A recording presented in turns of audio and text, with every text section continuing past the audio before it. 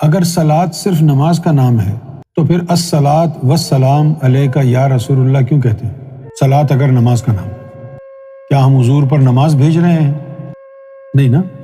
صلاۃ کا مطلب ہے ذکر کرنا، اور صلاۃ دو طرح کی ہے۔ ایک تو صلاۃ ہے جیسے ایمان مجمل اور ایمان مفصل ہوتا ہے۔ مجمل کا مطلب ہے کونسائز اور مفصل کا مطلب ہوتا ہے ڈیٹیلڈ۔ اسی طرح صلاۃ بھی ایک صلاۃ مجمل ہے، ایک مفصل ہے۔ ایک صلاۃ وہ ہے جو وقت کی قید سے آزاد ہے اور دائمی صلاۃ کہلاتی ہے، اور وہ صلاۃ ہے دل کا اللہ کے ذکر سے آباد ہونا۔ جب دل اللہ کے ذکر سے آباد ہو گئے تھے، لوگوں کے دلوں میں اللہ کا نور، اللہ کا ذکر سما گیا تھا، تو کئی سالوں بعد پھر جا کے معراج شریف پر نمازیں اتری۔ کیا حضور صلی اللہ علیہ وسلم نے نماز پہلے دن ہی آ کے فرض کر دی تھی؟ کیوں نہیں کی؟ اللہ کی طرف سے پیغام نہیں آیا تھا؟ اتنی دیر بعد اللہ کی طرف سے پیغام کیوں آیا؟ تاکہ لوگ مومن بن جائیں۔ پھر مومنوں کے اوپر نماز فرض کی نا۔ اسی طریقے سے صلاۃ ہے، صلاۃ دو طرح کی ہے، ایک دائمی صلاۃ ہے، ایک وقتی صلاۃ ہے۔ اگر دائمی صلاۃ حاصل نہ ہو، دل میں اللہ اللہ نہ ہو، دل میں شیطان بیٹھا ہوا ہو، تو یہ سجدہ رکوع یہ نماز نہیں کہلاتا، یہ صرف فزیکل ایکسرسائز ہے جس میں تم پاتے ہو۔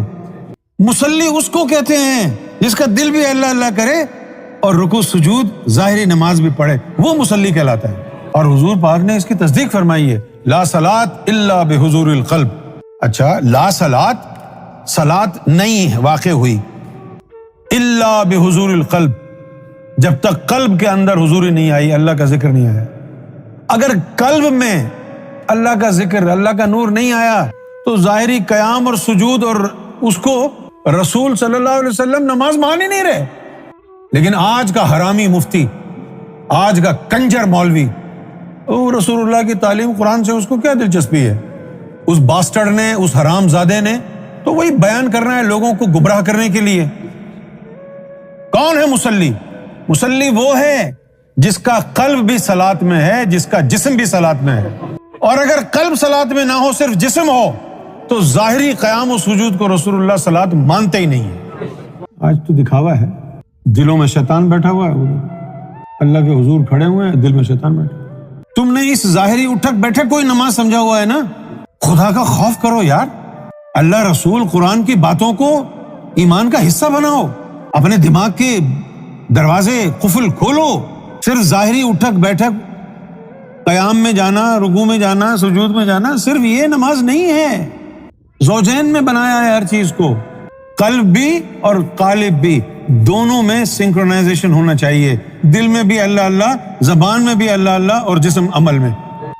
سرکار گوھر شاہی نے نماز کی 3 شرطیں بتائی ہیں، اور کیا فصیح اور بلیغ کلام ہے سیدنا گوھر شاہی کا۔